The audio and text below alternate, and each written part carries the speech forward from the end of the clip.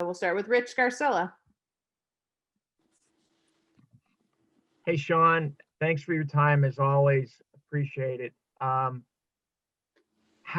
since over the last 2-3 months, how has your relationship and your connection with Kirk evolved?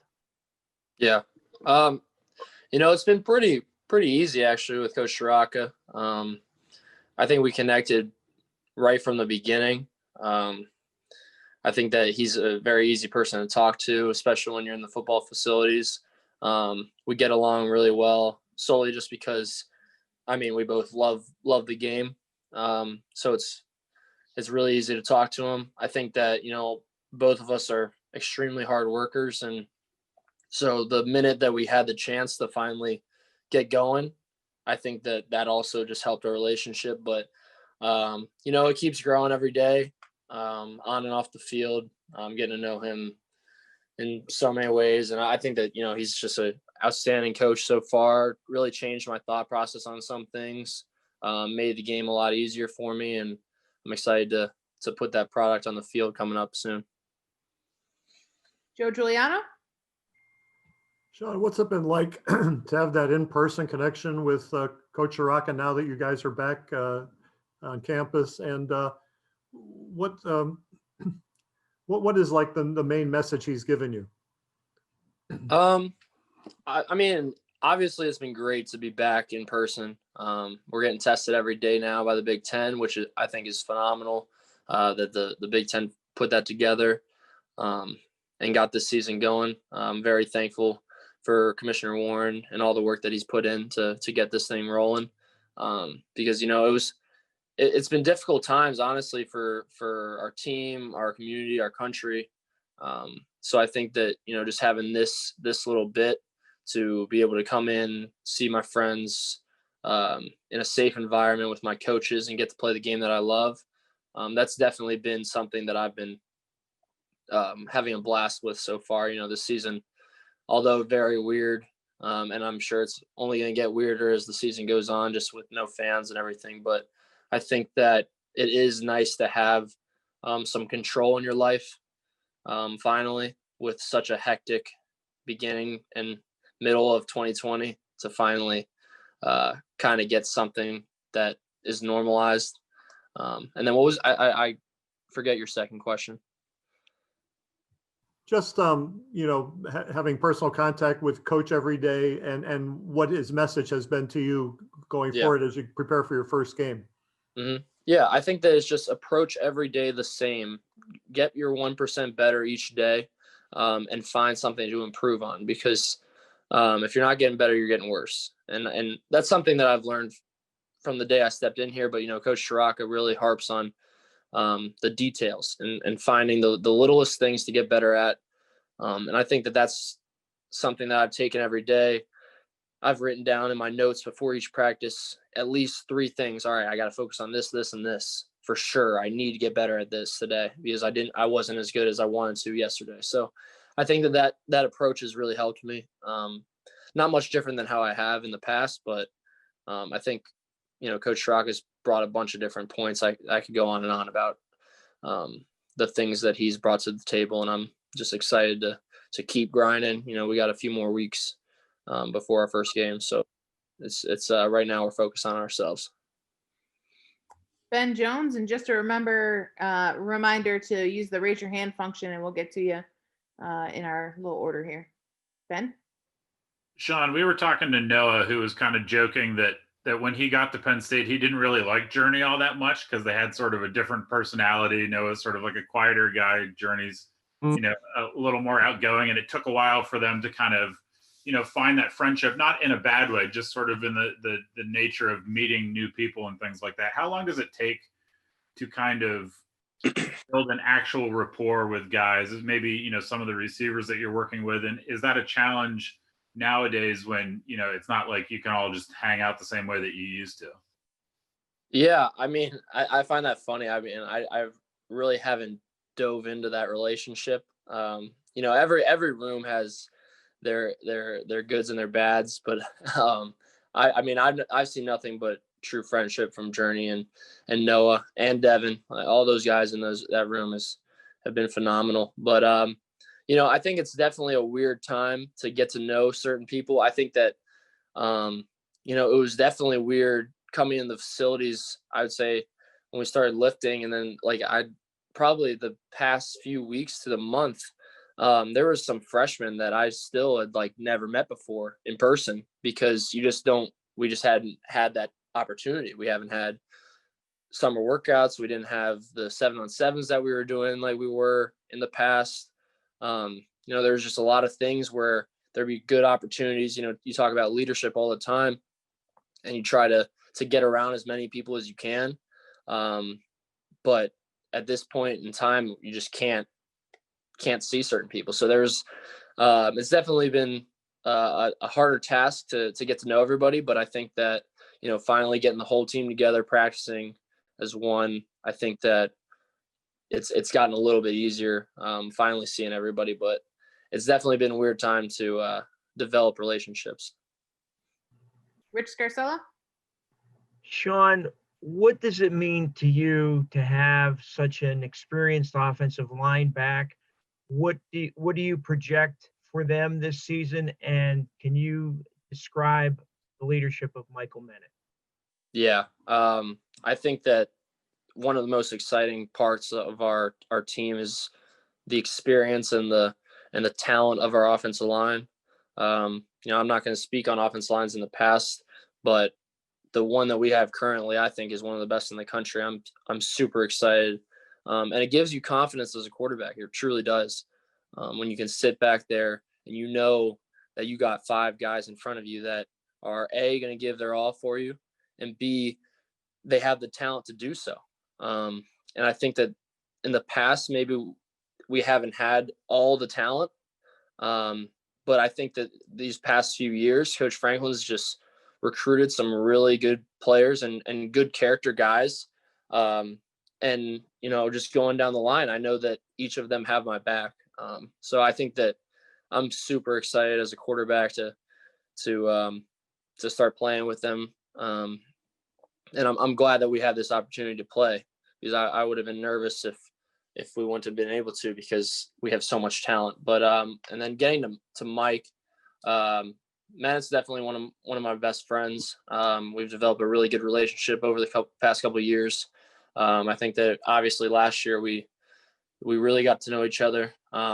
Just with the center quarterback connection, you just have to have a good relationship. And it's easy with Mike, just because of the guy he is, the character, the work ethic. We align with many different things. So I think that Mennett and I are on the same page. We're excited for the year, and I think that we have some special things in plan for sure. Tyler Donahue?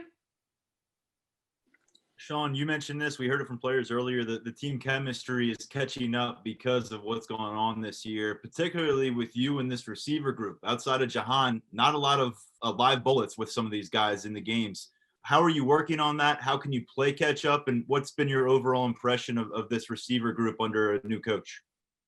Yeah, I think that Coach Chirac has done a really good job of focusing, like I said before, on the details. And when you're talking about the passing game, I think that details are extremely important, because you talk about how much time we missed. We missed spring ball. We missed a lot of summer reps during quarantine. I was throwing to my brother and Jahan, DG, Dre, all those guys, CSB.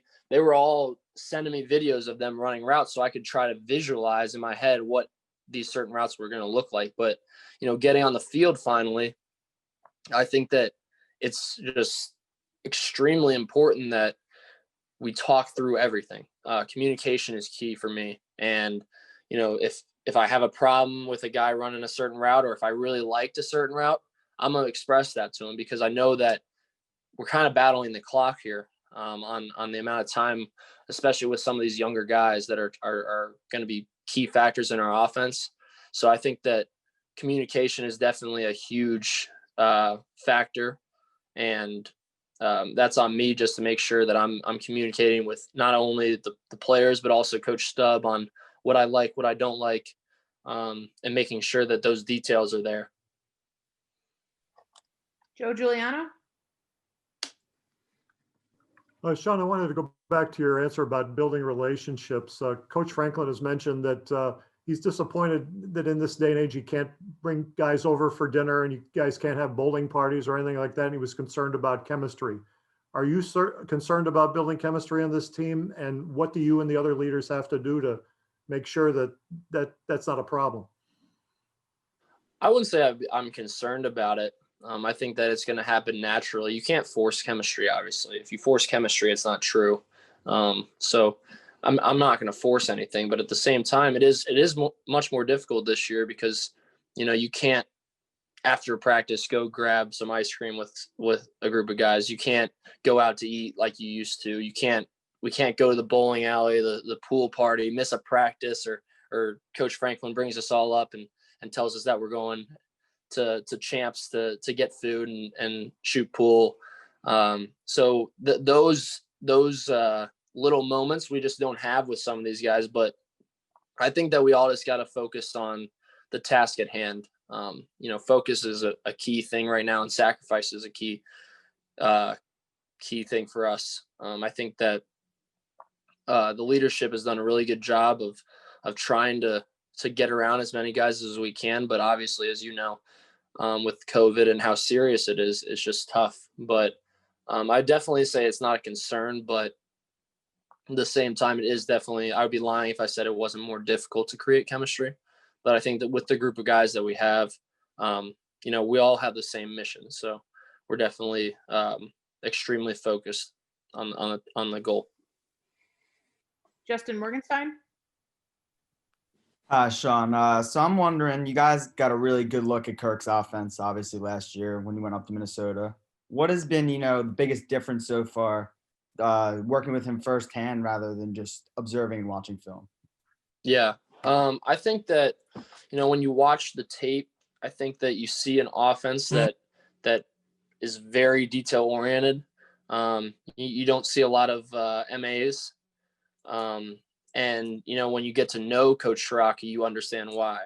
He's a guy who's not going to allow you to, if he wants you to run your route at the third inside step, he wants you to run the route at third inside. If it's second or fourth, then he's going to get on your ass. So I think that, Coach has done a great job. I keep going back to the details, but that's kind of been the name of the game with this offense right now is details are the most important thing because A, it's a new offense, and B, at the same time, like I said, we're battling the clock. We don't have much time, and we haven't had the spring and the summer to develop as the way that we've wanted to. Obviously I have trust, and I know I've seen it on the field how hard everybody's been working away from the facility. But football is a team game, and you need to get everybody together, and the chemistry needs to be there. So we just need to keep grinding out these details day in, day out, and every day. We talk about everyday mentality, want to know mentality, but that really takes precedent right now because, we only have 3-4 weeks till this first game. So I think that, like I said before, the details are critical. John Sauber? Hey, Sean, where do you feel you need to improve as an individual, and where do you feel the team needs to improve in order to get over the hump and reach the college football playoff? I think that, I just need to keep improving every day. I've never doubted or felt like I didn't have the talent to be a college football playoff quarterback. I wouldn't be here if I didn't, if I did. So I think that, this team just needs to keep grinding. I think that we have the players. I think we have the talent. And we just need to keep on focusing on the 1-0 on every single thing that we do, whether that be studying film, whether that be playing a game, or whether that be in practice. We just need to make sure that everything we do is intentional. Because if you look at the things that we messed up on last year, it was a terrible game. We had 10, 15 plays that we missed.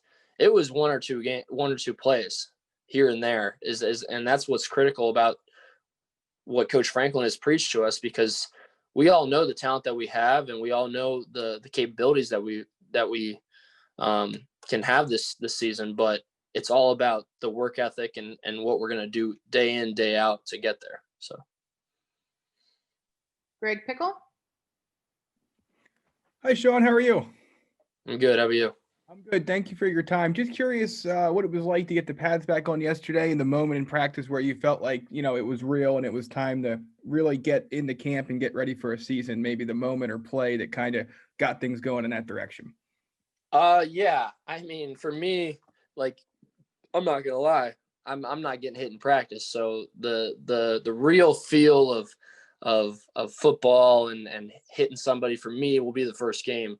But I always talk about I'm going to take every rep like it's a game rep. So if there's someone in my face, I know he's not going to hit me, but at the same time, I'm evading him at all costs, acting like he's about to tackle me. So I think that for me, I won't get that true real feel until that first game. But yesterday was just fun to see everybody's faces.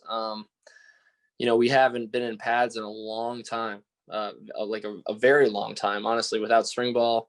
The last time really we were in pads where it was the Cotton Bowl. So I think that it's been an extremely long ride, but yesterday I could see the excitement on everybody's faces. I thought that some of the hits yesterday were awesome, just to hear the pads going again and get some of these young guys some experience with, what college football is really like. John Petishnock. Yeah, thanks, Chris. Hey, Sean. I remember talking with you earlier this summer. At the time, I believe you were home in Ohio, and you were talking about just how much it meant to spend time with your family and Liam. Looking back on maybe the overall summer, the time that you spent at home, how meaningful was that time for you, and kind of just to have that time with your family when you look back on it? Yeah, I think it was extremely meaningful because you look at what we have now. We don't even know if we're going to be able to have our families at the games currently. So I didn't take any of that for granted. There's a lot going on. COVID has been detrimental to this country in more ways than not. And it's been, I'd be lying if I didn't say it's been a lot of sad times, but I think the one thing that I tried to make sure throughout this whole time, throughout the whole pandemic and the time I was home, was just make sure that I'm around my loved ones. My mom, my dad, my brother, my grandfather, everybody back in Cincinnati, in the safest way possible. And I think that, I didn't take any of that time for granted. So now I have to sacrifice some time in my life away from people that I love, but I think that they realize that how important this is to myself, my teammates, and the community. So I'm willing to make that sacrifice 100 times out of 100. So I'm just excited to play football and be with my football family now. Evan Petrick. Sean, so week 2 is arguably the biggest game of the season against Ohio State, and it's going to be the first time that you guys are in Beaver Stadium without any fans in this kind of unprecedented situation. What do you anticipate that atmosphere being like, and how do you think it's going to impact the game, and what are you guys doing to kind of plan for that? I'm gonna be honest with you. I didn't even know we had Ohio State week 2. All I care about is Indiana right now. And that's pretty much my only comment on that. Tobias Wilborn. Sean, what was that first week like of college football? Because you guys didn't know you were coming back yet. What was that first weekend like for you? And then from there, what was once you realized that now you had to rush? I think that the work that we put in, day out throughout the pandemic, I think that the rush, like, are you talking about the rush of catching up? Or are you talking about the rush of, like, I'm trying to understand. Oh, I'm sorry. I mean, like the feeling of, yeah, we're actually going to get to play. Oh, yeah, no, that's I would say that, watching, the whole thing transpire, because I'd be lying if I didn't say it's been an up and down roller coaster, because, we went from having the pandemic, no football, no workouts, no nothing, coming back, finally getting in the facilities enjoying that time, and then getting into practice, and then getting that taken from us, and then now getting put back into football. It's been an up and down. It's been a whirlwind, honestly. But I think that rush of seeing on Twitter, I will say this, and I think that it is critical that people understand this. Is I mean, I'm a fan of social media. I enjoy it. I think that it's definitely a good tool to use. But at the same time, I think that how people use social media sometimes is kind of bizarre. I think that how, like, and I'm not trying to bash anybody out here on the media, but sometimes the media is trying to portray and try to catch these segments and try to be the first one to say it, like, oh, Big Ten's back, or Big Ten's is not playing this year. And it's tough on a lot of these guys' mental, because, you know, obviously we want to play, and it was like a week before, and I'm hearing all these things about, Commissioner Warren has had a conference meeting with all the Big Ten officials, and they are not playing. And we're all going to Coach Franklin. We're like, what is this? And he's like, it's. I mean, I haven't heard anything. So I would just advise for people when they go on social media, and especially to the media, just to make sure that you think about everybody. You don't just think about, okay, am I going to be the first one to be saying this? Have the real facts. If it's a real fact, then I'd put it out there. But at the same time, there's a lot of people that are putting out whatever they can just to get clickbait. And it was definitely something that I saw a lot of this past couple months. And I think that it wore on a lot of my teammates. And that's why I say it, because I wouldn't say it if I didn't think it mattered. Gabe Anjiri? Hey, Sean, hope you're doing well. I know it was an unusual offseason for you and your teammates, but how do you kind of get on the same page with Kirk Straka and adjust to his new offense during these unprecedented times? Like I said before, communication. Communication's always been very important. I think that, you know, Coach has been constantly in communication with myself and all the other quarterbacks and anyone who really has a question on the offense. From the very beginning, from the Cotton Bowl to our departure and our stay at home during the pandemic, and I mean, which is still going on, obviously, but the beginning of it, you know, he's did nothing but great when it comes to if I shoot him a text showing him some clip of tape, he's going to reply and make sure that I understand every bit of why he called this, or why maybe Tanner threw this ball, or why he didn't throw this other ball, why he read something the way that it is.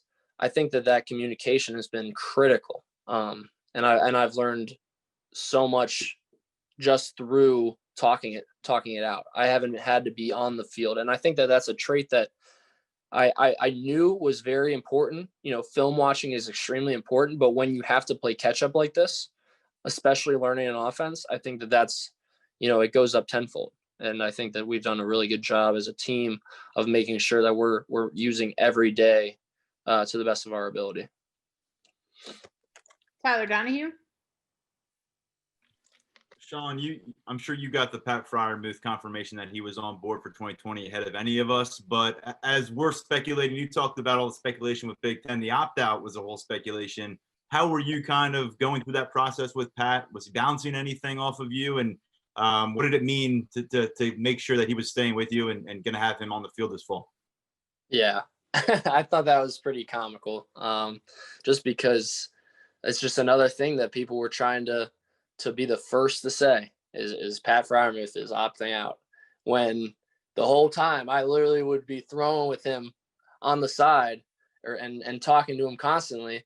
And I think we were out throwing and we were just talking, and we get on Twitter and he's like, well, I guess people think I'm opting out now. And it was never even a conversation with Coach Franklin or myself. You know, Pat was very honest with me. He didn't want to opt out, obviously, as he's playing now.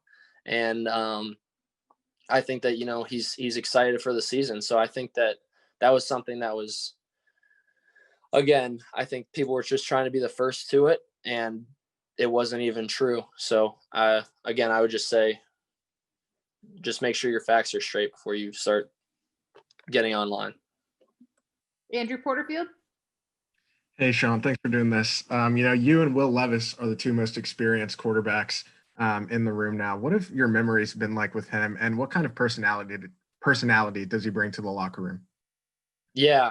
Will is a great leader. I think that, he helps me every single day, pushes me to be the best quarterback that I can be. And, you talk about the memories, I've had so many now with so many guys, but, Will and I are in constant communication because we have to be. I take a rep, he takes a rep, and if those two reps differ, we need to communicate through that. So, his relationship and mine has grown a bunch throughout these past couple of years, and especially during this pandemic, as we've been trying to learn this new offense over FaceTime. Calling with questions, talking through different situations, because you want to be in constant communication with Coach Taraka, but at the same time, it's also very good to talk through it with another player, because when you're on the field, you're not going to be able to talk to coach. You got to have that mentality with the other guys of what you need to accomplish. So I think that Will and I have been really close throughout this whole time, and that's what's made us such great friends. And I think that it's only expanding now. Andrew Callista. Hey, Sean, how you doing today? I'm good. How about you? Cool. Hey, thanks for doing this.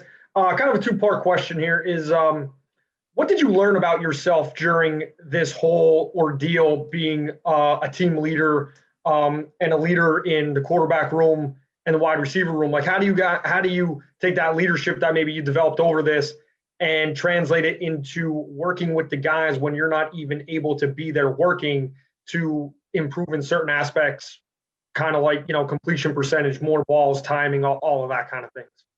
Yeah, I think that, it's definitely been a difficult process at times, because I'm a very hands-on type guy. I like to text guys, hey, let's get some routes tonight.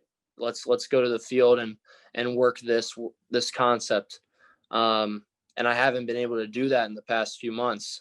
So for me, it was kind of learning how to get around that and learning how to connect with guys without actually being in person. Because if you know me, you know that I'm not a big texter.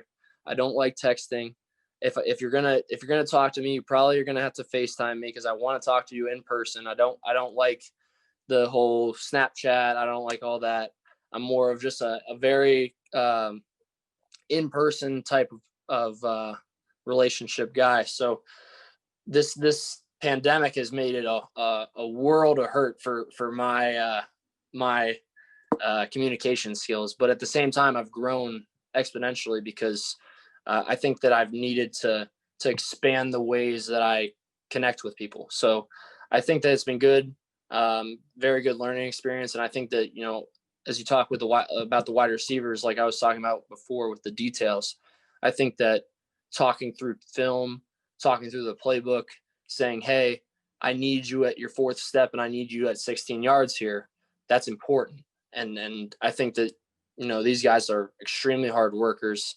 Coach Franklin wouldn't have recruited them here if they weren't. So I think that they've done a very good job of being responsive to me, Coach Taraka, and all the other quarterbacks on what we need to get done to win games here. We will try to get Nubias Wilborn's question in before the room closes. Nubias? Oh, just kidding. Mark Wogenrich?